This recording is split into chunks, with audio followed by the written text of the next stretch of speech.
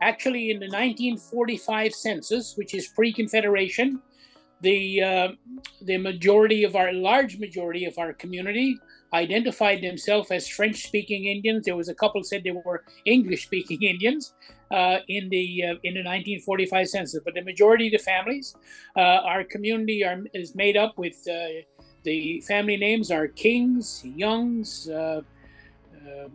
Prejons, Shepherds, Whites, Benoits, Perriers, and all interconnected. And the largest Aboriginal family origin in our community is the Webbs.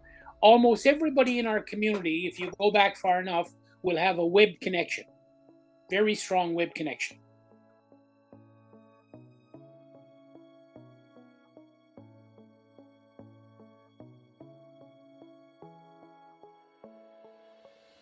The question is, why would there be an intentional denial of not an occupation, but of a culture, of a people living in the island? And all we can do is make assumptions. You know, I had the good fortune of having an opportunity to have an interview with Mr. Smallwood previous to his illness, and we asked that question.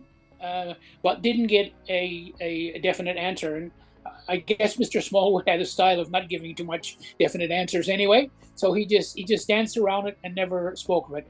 We spoke of the speculation. There had been speculation on our part. When I say our part, I'm talking about people like myself and Marilyn John and Tony John, Con River and Glenwood people, that because First Nation people didn't have the right to vote in 1949, that may have been a fear of Smallwood and the people who were negotiating the terms of union. They might have been fearful that if the Aboriginal population were forbidden from voting, that would be enough people to make a difference, since you had the majority of the, or if not the majority, a large majority of the Avalon area who were opposed to Confederation. But he wouldn't confirm or deny that, so and that's only speculation on our part. To assimilate, or at least to attempt assimilation with the stroke of a pen, that was very, very unfortunate, because what happened is that was done in violation of the Canadian Constitution. The Canadian Constitution, actually 9124 of the Constitution, spells that the federal government have a responsibility to First Nation people in this country. And when Newfoundland joined Confederation, that responsibility should have been assumed with regard to the Aboriginal people in Newfoundland.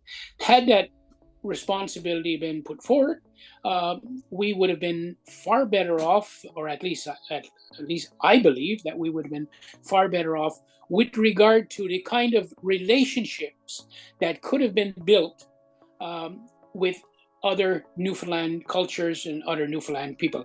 Newfoundland, and I'm sorry to be long-winded, but you tell me it's going to be edited, so I have no problem with that.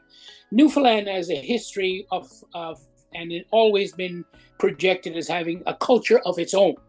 There's no denial into that. I'm not one person who would deny that and say that I would be and would have been raised with total ignorance to what is assumed and presumed to be a Newfoundland culture. But one of the things that we have to always remind ourselves of is that, yes, while that's factual, there's always been a protection by the people themselves of the various different cultures that make up that Newfoundland culture. And as an example, one of the testimonies that I would give to that is that when I found myself traveling to St. John's, Newfoundland in the 1970s and organizing the Aboriginal movement with the support of the educated people from Memorial University that we had to rely on in assisting us in doing that research work, I became very, very aware of how important that culture is not only to Aboriginal people, but to all people. And my testimony to that would be that, if the Sons of Erin or any other Irish band was playing in any club in St. John's, that club would be packed to capacity. And the only way to stop a person from dancing would be to tie their feet. So the Irish culture, the whatever culture it may be from that area, was always celebrated and always part of that society. The only cultures that were suppressed were the Aboriginal cultures through denial. It created a social deterioration. And what I mean by that is that, like, when I was a boy, the pre-Confederation, and even in the early years of Confederation, because we lived in an isolated community, not that isolated, but you had to cross a river to get into St. George's, or you had to cross a river to get into the Robinsons Edgerton area. We had Fishel's River on the west, and we had Flat Bay River on the east, and we had 90 miles of wilderness behind us, which was our homeland, our playground, our food, whatever we decided and whatever we wanted to do that I grew up with. But what happened is that, you know, if you were out in the field, a bunch of boys playing ball with a stick and a rock or whatever the case may be, and if you saw an animal in the spring of the year, it might be a moose, would come out in the community, you ran to the nearest house and you told the people that were there, and then they asked you to come inside, and somebody went out with a gun, and they dispatched the animal, and then everybody came with a pan, and that animal was shared into the community. The same thing if it was a seal that beached itself or come in the shore. That's the lifestyle. That's how people live, because it was always about providing and about food.